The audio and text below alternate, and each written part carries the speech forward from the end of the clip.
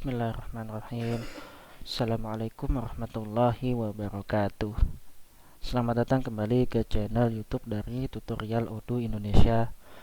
Di sini kita akan kembali melanjutkan pembelajaran kita untuk materi fungsional Odoo versi 16 Community Edition.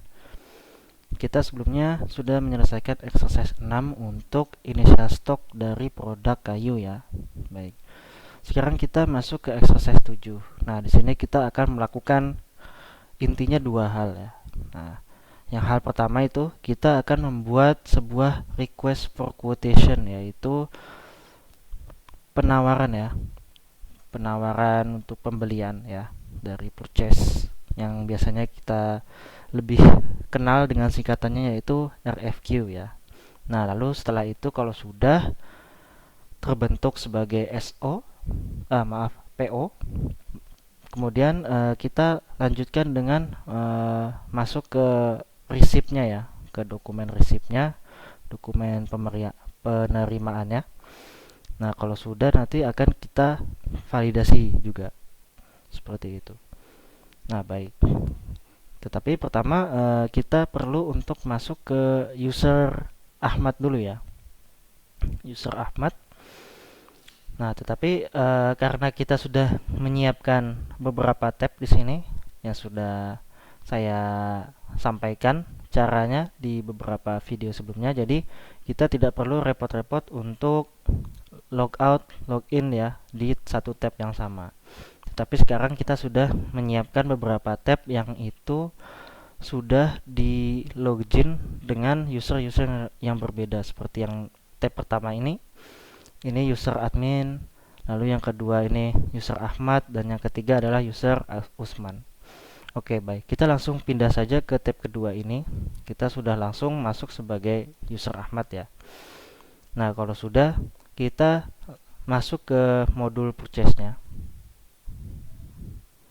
Saya klik ya. Di sini kita langsung secara default masuk sudah ke dalam lamannya request for quotation. Jadi di sini kita langsung klik aja tombol plus new-nya untuk membuat satu dokumen baru. Nah, kalau sudah, langsung di sini kita pilih vendornya adalah PT Buana Sarana ya.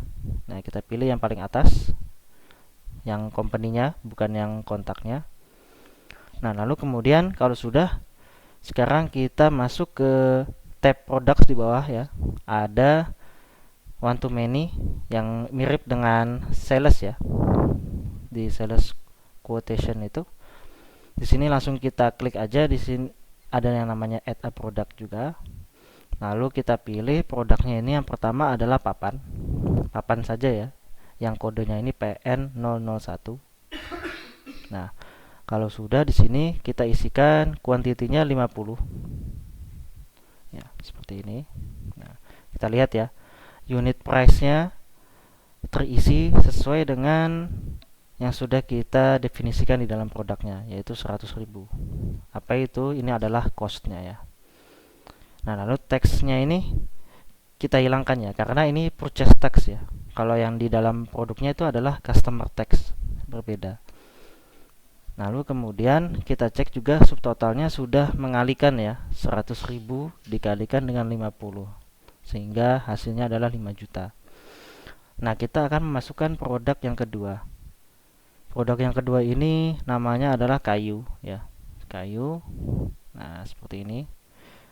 Lalu kuantitinya kita isikan menjadi 100. Oke, baik. Lalu juga kita lakukan purchase tax-nya kita hilangkan, tidak apa-apa. Baik, kurang lebih seperti ini ya. Sudah ada dua produk di dalam dokumen RFQ kita saat ini. Nah, kalau sudah seperti ini, langsung kita save ya. Kalau sudah kita save, sekarang kita klik confirm order ya.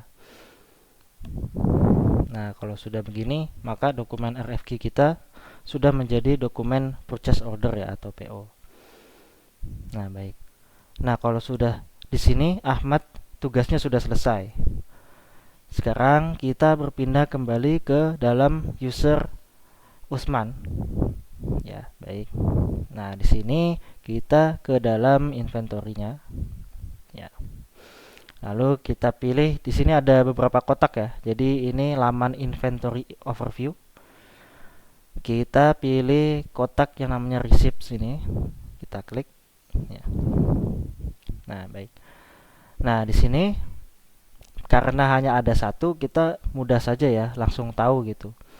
Dokumen receipt yang terbentuk dari dokumen PO sebelumnya itu sudah dipastikan adalah ini. Nah, namun kalau misalnya di sini ada banyak, maka kita perlu untuk mencarinya ya. Nah, caranya adalah mirip saat kita mencari dokumen delivery order sebelumnya, yaitu di dalam dokumen PO-nya, kembali ya, kita ke tab yang kedua. Di sini kita kopikan nama dokumen purchase order yang terbentuk tadi. Di sini saya Ctrl C tadi ya, atau klik kanan copy. Lalu kita kembali ke tab ketiga. Nah, di kotak search ini kita pastekan saja ya, atau Ctrl V ya, bebas. Nah, lalu jangan langsung kita enter, tetapi kita pilih mau mencarinya berdasarkan field atau kolom apa. Nah, kita pilih ini yang source dokumen. Oke.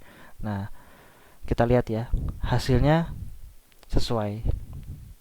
Kalau salah ini harusnya hilang begitu, atau ya karena tidak sesuai tidak ada hasil begitu. Tetapi karena ini sudah benar, dokumen yang kita cari adalah P00001, jadi hasilnya adalah ini yang tadi. Oke, ini langsung saja kita klik untuk masuk ke dalam form view-nya ya.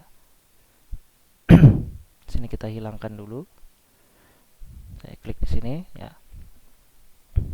Kalau sudah masuk ke dalam form view-nya, kita langsung validasi ya dengan klik tombol validate di header di bagian pojok kiri atas ya, di bawah judul laman atau breadcrumbs ya.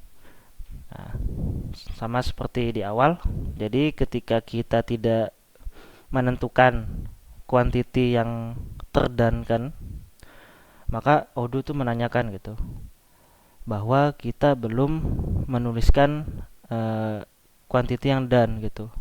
Kalau mengklik apply di sini, maka Odoo menganggap dannya adalah semua quantity di demand seperti itu.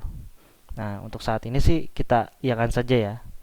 Kita langsung apply saja, kita anggap bahwa yang done itu adalah full semua dari quantity yang didemandkan seperti itu. Nah, bisa kita lihat ya di sini. Demandnya 50 untuk papan, dannya juga 50. Lalu demandnya untuk kayu adalah 100, dannya juga 100 ya. Baik, kurang lebih seperti itu ya. Dan sekarang receipt-nya pun sudah tervalidate. Statusnya sekarang sudah masuk ke dalam status dan ya, atau terselesaikan seperti itu. Ya, kurang lebih untuk exercise 7 itu saja ya. Alhamdulillah. Terima kasih sudah menyimak. Semoga bermanfaat. Mohon maaf atas kurang-kurangnya saya dalam menjelaskan. Insya Allah kita akan lanjutkan di video selanjutnya. Wassalamualaikum warahmatullahi wabarakatuh.